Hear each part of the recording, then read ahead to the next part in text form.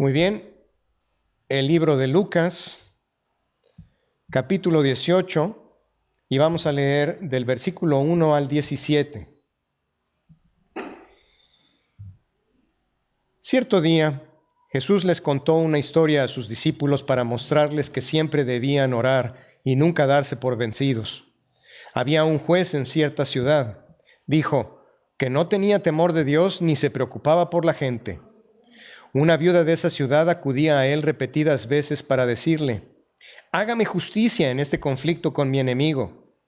Durante un tiempo, el juez no le hizo caso, hasta que finalmente se dijo a sí misma: no temo a Dios ni me importa la gente, pero esta mujer me está volviendo loco. Me ocuparé de que reciba justicia porque me está agotando con sus constantes peticiones. Entonces el Señor dijo: aprendan una lección de este juez injusto. Si hasta él dio un veredicto justo al final, ¿acaso no creen que Dios hará justicia a su pueblo escogido que clama a él día y noche? ¿Seguirá aplazando su respuesta? Les digo, él pronto les hará justicia, pero cuando el Hijo del Hombre regrese, ¿a cuántas personas con fe encontrará en la tierra? Luego Jesús contó la siguiente historia a algunos que tenían mucha confianza en su propia rectitud y despreciaban a los demás. Dos hombres fueron al templo a orar. Uno era fariseo y el otro era un despreciado cobrador de impuestos. El fariseo, de pie, apartado de los demás, hizo la siguiente oración: te agradezco, Dios, que no soy como otros, tramposos, pecadores, adúlteros. Para nada soy como ese cobrador de impuestos. Ayuno 2 veces a la semana y te doy el diezmo de mis ingresos.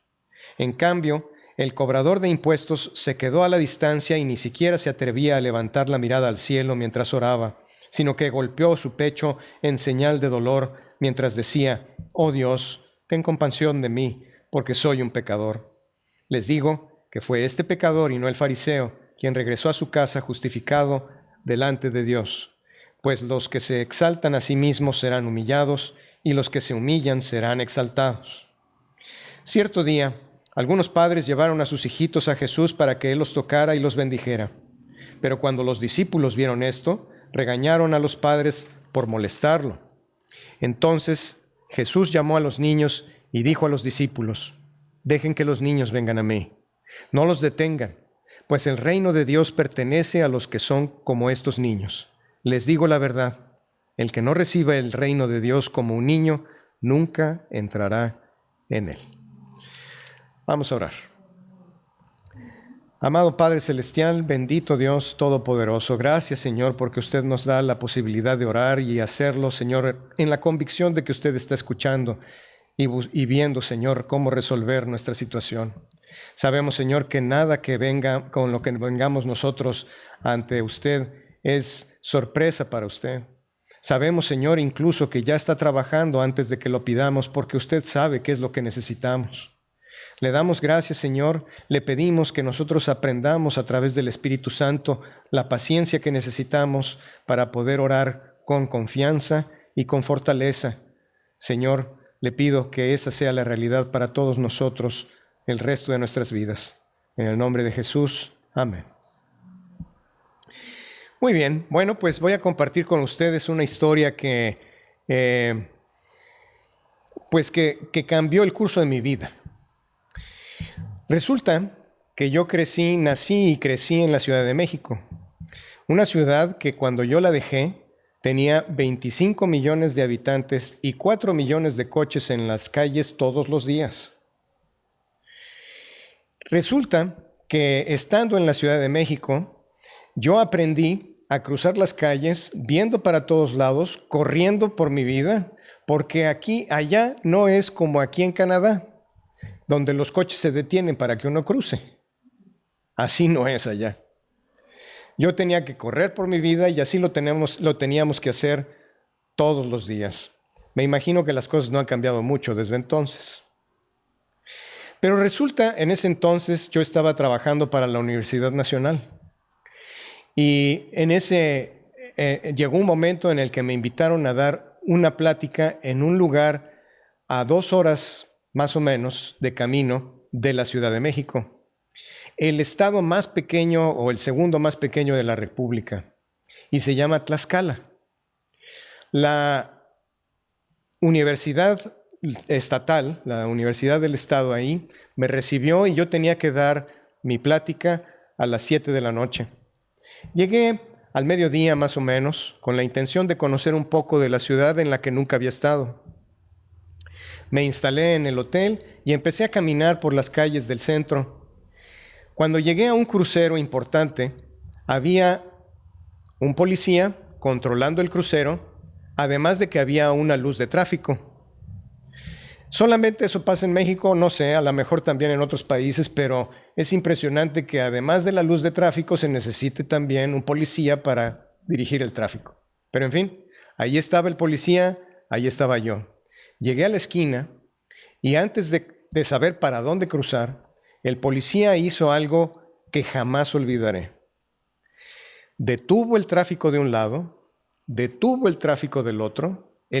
Por el crucero no pasaba un solo coche, volteó a verme y con la cabeza me dijo, ¿para dónde va? Cruce. Yo estaba impactado. Dije, ¿qué estoy haciendo viviendo en el tercer mundo si aquí está el primer mundo? Por compromiso, porque realmente no sabía para dónde ir, crucé. Y el policía volvió a dirigir el tráfico y el tráfico se reanudó en ese crucero. Eso, al final de cuentas, fue parte de las cosas que me hicieron decidir mudarme a esa ciudad un poco después. Y ahí viví por algunos años hasta que vine aquí a Canadá. Les cuento esta historia porque voy a hacer uso de eso que me pasó un poco más adelante para explicar el texto. Pero esa calle que crucé, todavía recuerdo cómo se llama. Se llamaba la calle Hidalgo. Vamos a hacer un pequeño repaso de qué es orar. Nosotros dijimos que la oración efectiva, la oración que vale la pena, tiene un propósito muy concreto. Ese propósito es glorificar al Padre en el Hijo. Y eso viene del libro de Juan. Lo revisamos ahí y vimos a través de nuestro texto de la semana pasada que lo primero que tenemos que hacer cuando oramos es reconocer quiénes somos nosotros en comparación con Cristo, comparación con el Padre, en comparación con Dios. ¿Quiénes somos nosotros? Somos hijos adoptivos. Reconocer quién es Dios significa que debemos reconocer su santidad. También significa que debemos reconocer su autoridad, que debemos reconocer su papel como nuestro proveedor y que el centro de nuestras oraciones es el perdón. Dijimos que lo primero que tenemos que reconocer es que necesitamos nosotros ser perdonados frente a un Dios santo y poderoso, y que ese perdón que nosotros recibimos debemos nosotros extenderlo a los demás, de manera que un corazón que no alberga perdón hacia los demás es un corazón que no está orando eficientemente. Muy bien. Ahora vamos al texto de hoy. Lo que dijimos es que los sentimientos que hay, o lo que podemos ver a través de la parábola que nos da el Señor, es de que hay sentimientos que están alrededor de la oración. La oración produce, nosotros llegamos a orar cargados de ciertos sentimientos. ¿Cuáles son? Los invito a que vayamos a los versículos 2 y 3 de nuestro texto. Lucas 18, versículo 2 y 3. Había un juez en cierta ciudad, dijo, que no tenía temor de Dios ni se preocupaba por la gente. Una viuda de esa ciudad acudía a él repetidas veces para decirle, hágame justicia en este conflicto con mi enemigo. ¿Qué es lo que podemos ver de ahí? Bueno, yo les pediría que tomen estos versículos como una advertencia cada vez que ustedes se postran para orar al Señor. Tus oraciones, cuando le oras al Señor, tus oraciones son algo así como, Dios mío, ¿cómo pudiste permitir que esto me pasara a mí? Si tú tienes sentimientos como ese, lo que estás viviendo es indignación. Sientes que hay algo injusto que ha sucedido, que tú no mereces. Y por lo tanto, estás abriendo tu plegaria al Señor para que Él cambie las cosas, a que te dé justicia. Cuando hacemos eso, lo que nosotros estamos haciendo es pensar que lo que nosotros pensamos que es injusto es efectivamente injusto. Nosotros hemos decidido que hay una injusticia, que las cosas deberían ser distintas y que tú mereces otra cosa. Eso es lo que te lleva a ese sentimiento de indignación. Y por lo tanto, lo que estamos haciendo es orándole a una autoridad con un sentimiento de reclamo por justicia, justo como lo está haciendo la viuda en este caso, en esta parábola. Ella está clamando por justicia. Ella piensa que la situación es injusta y por lo tanto le está pidiendo la intervención del juez.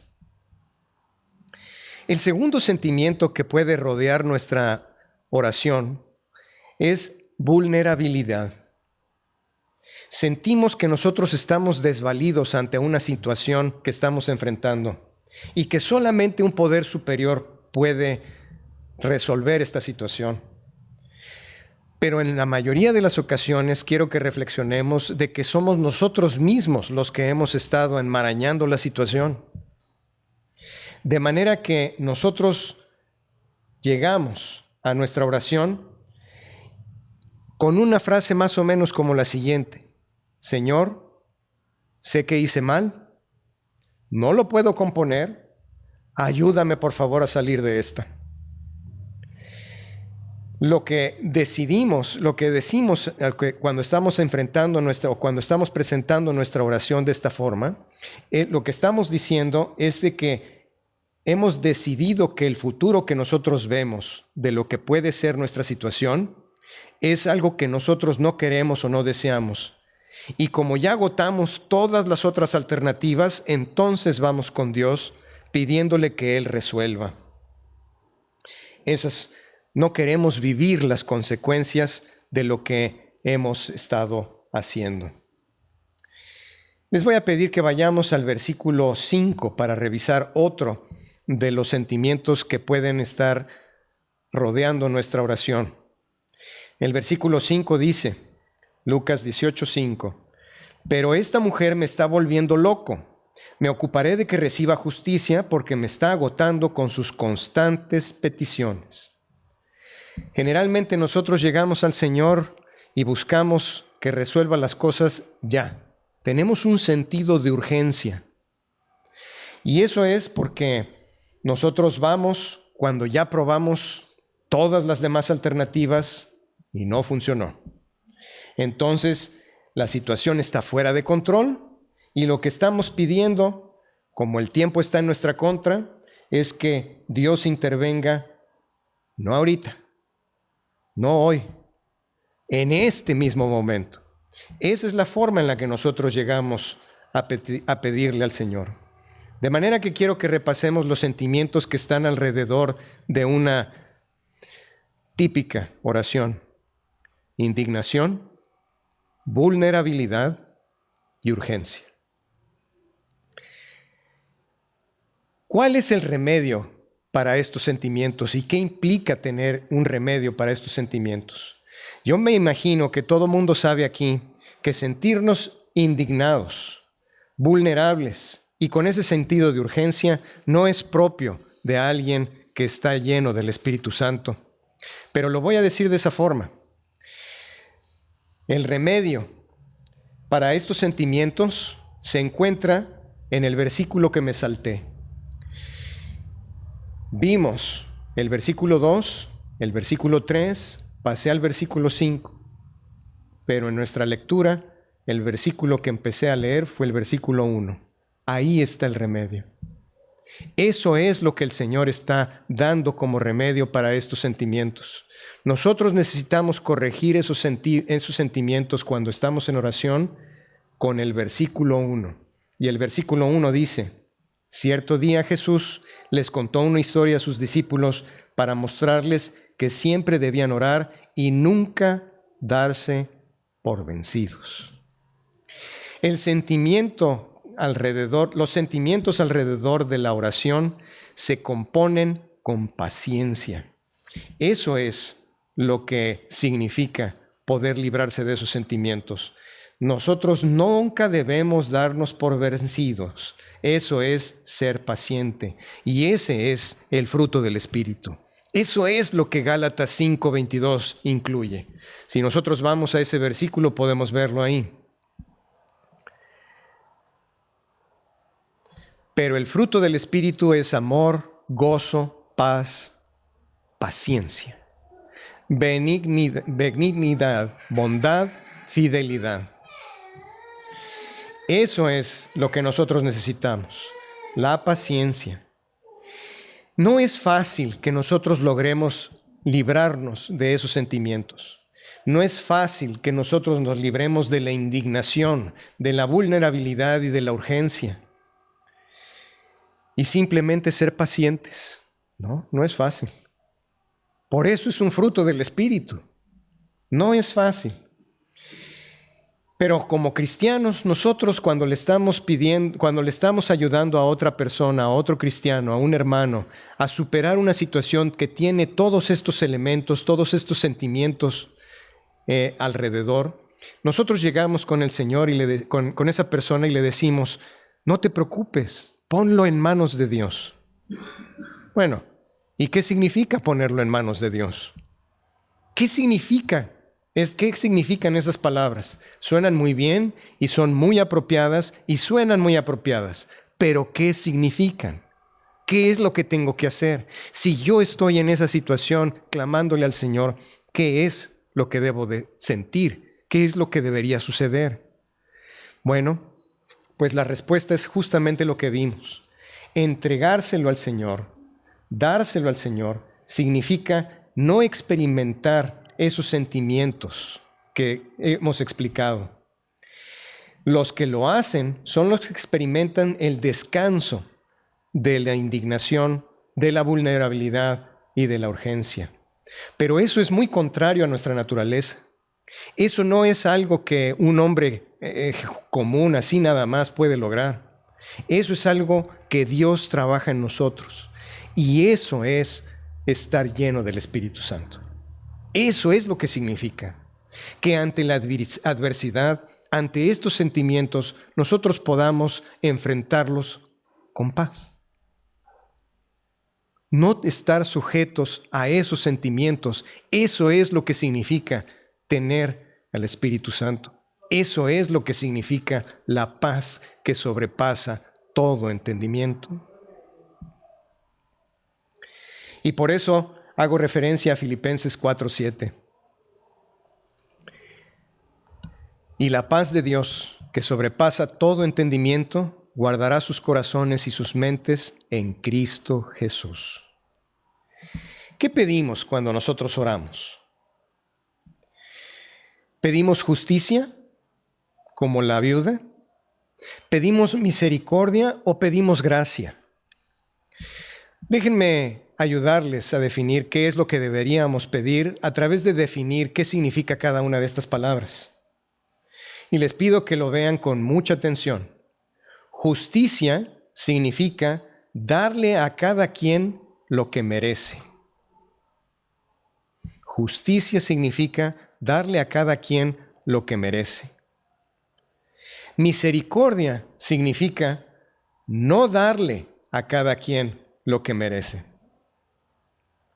No darle a cada quien lo que merece.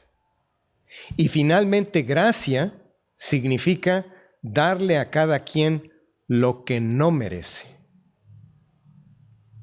La gracia es darle a cada quien lo que no merece. De manera que si ustedes piden justicia, si el sentimiento de indignación está llenando sus oraciones, lo que va a suceder es que más vale que ustedes sean justos, porque le están pidiendo a Dios que le dé a cada quien lo que merece, lo cual los incluye a ustedes. De manera que vamos a ver el versículo 8 de nuestro pasaje.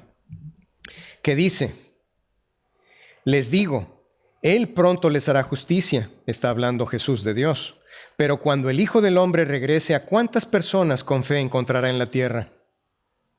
Efectivamente, nosotros elevamos nuestras oraciones pidiendo justicia, pero ¿con cuánta rectitud contamos nosotros para poder pedirlas sin tener que ser sujetos a esa justicia también?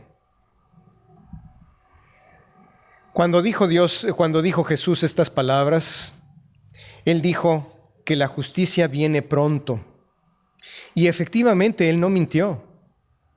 La justicia vino pronto, en ese momento, hace 2000 años. Y vino en la forma de la cruz. Jesús murió en la cruz y ahí se hizo justicia. Ahí se hizo justicia. Pero también se hizo misericordia. Y también se hizo gracia. Y ese es el secreto que tiene la cruz. Jesús en ese momento estaba apuntando a la crucifixión. Y sin embargo, nosotros hemos pasado 2000 años de injusticias. Podemos nosotros voltear a ver todo nuestro medio ambiente y está lleno de injusticia. ¿Cómo entonces es que Jesús resolvió el asunto de la justicia 2000 años atrás? ¿Cómo es que nosotros, viendo plenamente que hay injusticia, podemos decir que la justicia ya se cumplió? Bueno, pues porque no se ha resuelto del todo, pero Jesús también vendrá pronto. Y esa es la segunda parte que estamos esperando. En la segunda venida del Señor, ese asunto de justicia terminará por hacerse por completo. Ahí es donde no tendrá más cabida la injusticia. Ahí es donde Jesús verá culminado el esfuerzo que empezó en la cruz. El versículo 8 efectivamente estaba dedicado no solamente a las personas que estaban oyendo a Jesús en ese momento, sino para nosotros. Debemos esperar a Jesús con detenimiento, con ansia, pidiéndole que vuelva pronto. Pero tú necesitas hacer tu parte. Ejercitar tu obediencia a Jesús diariamente hace que tú estés listo para recibirlo. Y esa es mi pregunta. ¿Estás listo? Si Jesús viniera hoy mismo, ¿estás tú listo para recibirlo? Estar listo no significa que estés confiado de qué es lo que has hecho tú, si realmente eres justo o no, si has perdonado o no. Significa que veamos el versículo 9 y veamos hacia dónde tenemos que llegar las cosas.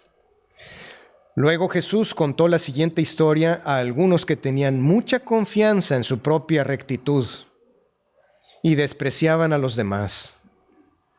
No tengas confianza en tu propia rectitud. No es la forma de prepararse para la segunda venida del Señor. La forma de prepararse es un corazón humilde que siempre está consciente de que nuestro esfuerzo no es lo que nos hace llegar, sino nuestra confianza, nuestra fe en Jesús. El versículo 9 nos da un ejemplo de quiénes son estas personas en los tiempos de Jesús. Pero no se trata de que nosotros nos glorifiquemos a nosotros mismos. El Salmo 115, versículo 1, fue algo que yo dije, de que yo les compartí la semana pasada y lo hago de nuevo. Ese versículo dice, ¿está?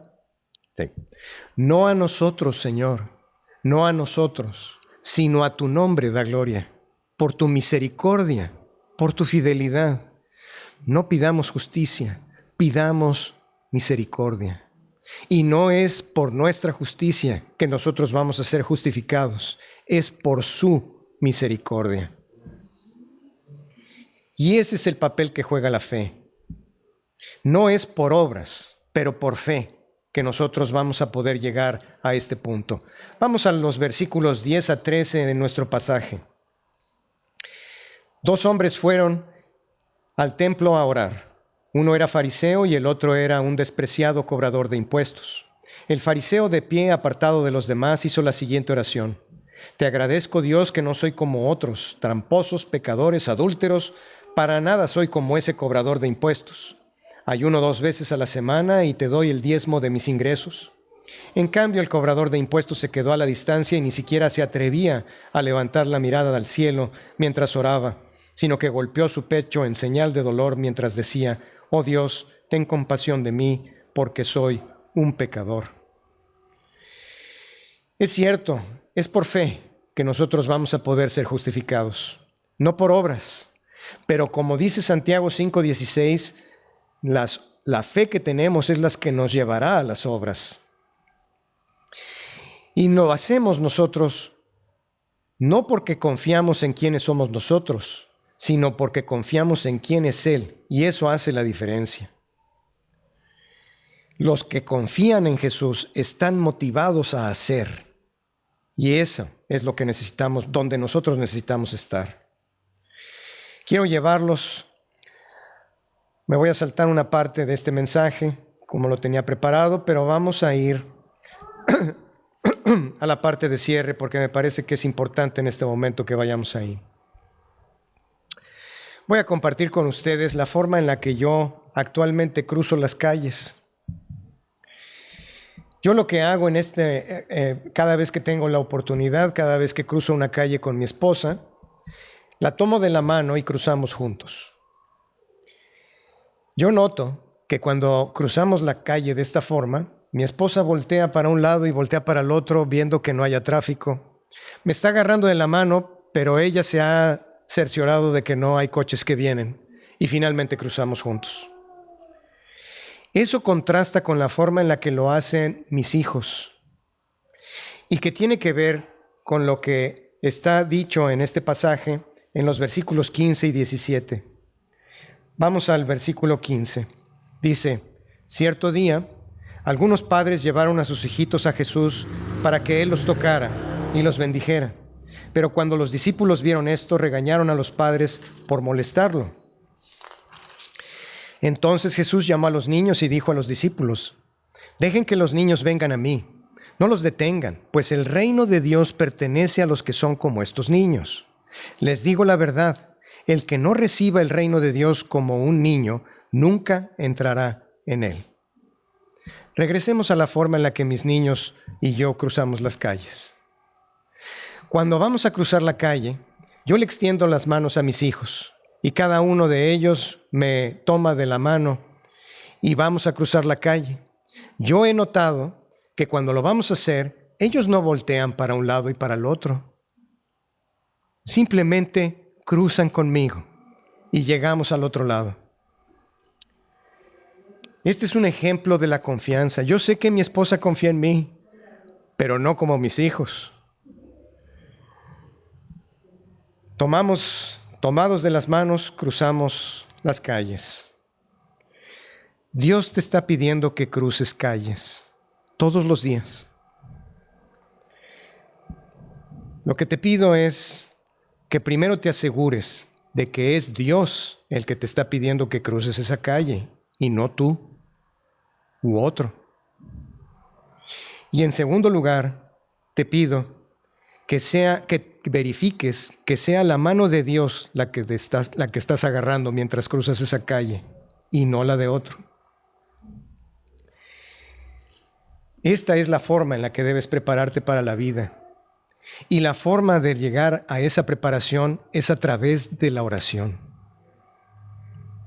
Esto es lo que te corresponde hacer.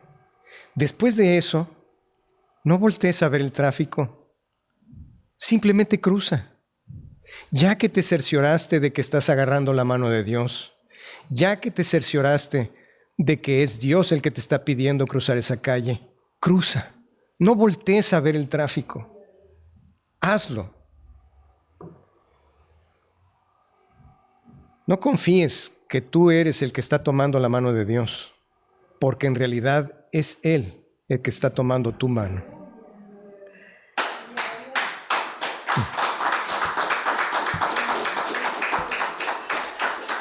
Les compartí que en Tlaxcala, cuando crucé esa calle, les compartí que todavía recuerdo cómo se llamaba esa calle. Se llamaba la calle Hidalgo. Amigo, si todavía no has puesto tu confianza en Jesús, yo te digo que la primera calle que Dios está buscando que tú cruces se llama salvación. Y solo se hace si estás agarrando la mano de Jesús. Vamos a orar. Amado Padre Celestial, Dios bendito, gracias Señor por la salvación. Gracias Señor porque podemos confiar con los ojos cerrados en nuestro Señor Jesús y que Él es el que nos puede traer la paz que sobrepasa el entendimiento. Que nosotros podemos entregar todos estos sentimientos que no vienen de usted, Señor, ponerlos al pie de la cruz, sabiendo, Señor, que el Espíritu Santo va a tomar control de nuestros sentimientos y de que usted está en control de nuestra vida. Yo le pido, mi Señor, que usted bendiga a la vida de todas las personas que están aquí, todas las personas que oigan este mensaje, y le pido, mi Señor, que usted nos bendiga con esa certidumbre todos los días, independientemente de cuál calle tengamos que cruzar. En el nombre de Jesús, amén.